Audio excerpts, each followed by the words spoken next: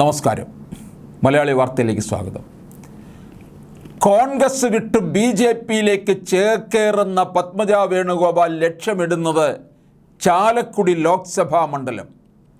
BDJSനാണ് ഈ മണ്ഡലം അനുവദിച്ചിരിക്കുന്നതെങ്കിലും പത്മജയ്ക്കായി BJP മണ്ഡലം ഏറ്റെടുത്തേക്കുമെന്നാണ് സൂചന.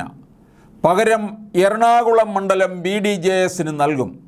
എറണാകുളത്തും ചാലക്കുടിയിലും NDA സ്ഥാനാർത്ഥികളെ ഇതുവരെ പ്രഖ്യാപിച്ചിട്ടില്ലെന്നതും പത്മജയ്ക്ക് അനുകൂലമാണ്. തർക്കങ്ങളില്ലാത്ത എറണാകുളം മണ്ഡലത്തിൽ BJP സ്ഥാനാർത്ഥി പ്രഖ്യാപനം നടത്താത്തത് പലരെയും അത്ഭുതപ്പെടുത്തിയിരുന്നു. മുതിർന്ന നേതാക്കളായ KS രാധാകൃഷ്ണനോ AN രാധാകൃഷ്ണനോ സ്ഥാനാർത്ഥിയാകാൻ സാധ്യത തെളിയുന്ന സാഹചര്യത്തിലാണ് രാഷ്ട്രീയ കാലാവസ്ഥ മാറിയത്. NDAയ്ക്ക് സാധ്യത വളരെ കുറഞ്ഞ മണ്ഡലമാണ് എറണാകുളം. ചാലക്കുടിയിലേക്ക് പത്മജ വരുന്നത് മണ്ഡലത്തിൽ രാഷ്ട്രീയ അടിയൊഴുക്കുകൾ സൃഷ്ടിക്കും. UDF സ്ഥാനാർത്ഥി ബെന്നി ബെഹനാന് ഇത് ബാധിക്കാനുള്ള സാധ്യതയും ഉണ്ട്. 2019 ഇടത് സ്ഥാനാർത്ഥിയായിരുന്ന നടൻ ഇന്നസെൻറ്റിന് 1.32 ലക്ഷം വോട്ടുകൾക്കാണ് ബെന്നി ബെഹനാൻ തോൽപ്പിച്ചത്.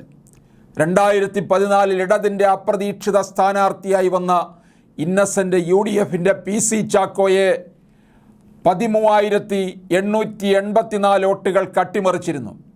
ഇത്തവണ BJP സ്ഥാനാർത്ഥിയായി പത്മജ എത്തിയാൽ കോൺഗ്രസ് വോട്ടുകളിൽ ഒരു ഭാഗം ഭിന്നിച്ചു പോയേക്കാം.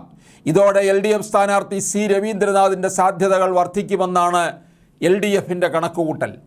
2014 ചാലക്കുടി മണ്ഡലത്തിൽ 92,848 വോട്ടുമായി മൂന്നാമതായിരുന്ന BJP സ്ഥാനാർത്ഥി B ഗോപാലകൃഷ്ണൻ 2019 മത്സരിച്ച AN രാധാകൃഷ്ണൻ 1,28,996 വോട്ടുകൾ നേടി മൂന്നാമതെത്തി.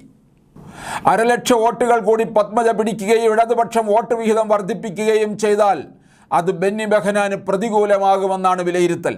2004 തെരഞ്ഞെടുപ്പ് വരെ മുകുന്ദപുരം മണ്ഡലമായിരുന്ന ഇപ്പോഴത്തെ ചാലക്കുടി മണ്ഡലം പത്മജയുടെ പിതാവും മുൻ മുഖ്യമന്ത്രിയുമായ ലീഡർ K കരുണാകരൻ ഇവിടെ നിന്നുള്ള കോൺഗ്രസ് MP ആയിരുന്നു.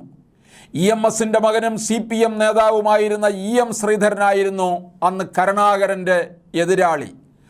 52,463 വോട്ടുകൾക്കായിരുന്നു അന്ന് കരുണാകരൻ്റെ വിജയം. മുൻപ് മുകുന്ദപുരത്ത് മത്സരിച്ച് പരാജയപ്പെട്ട ചരിത്രമുണ്ട് പത്മജയ്ക്ക്.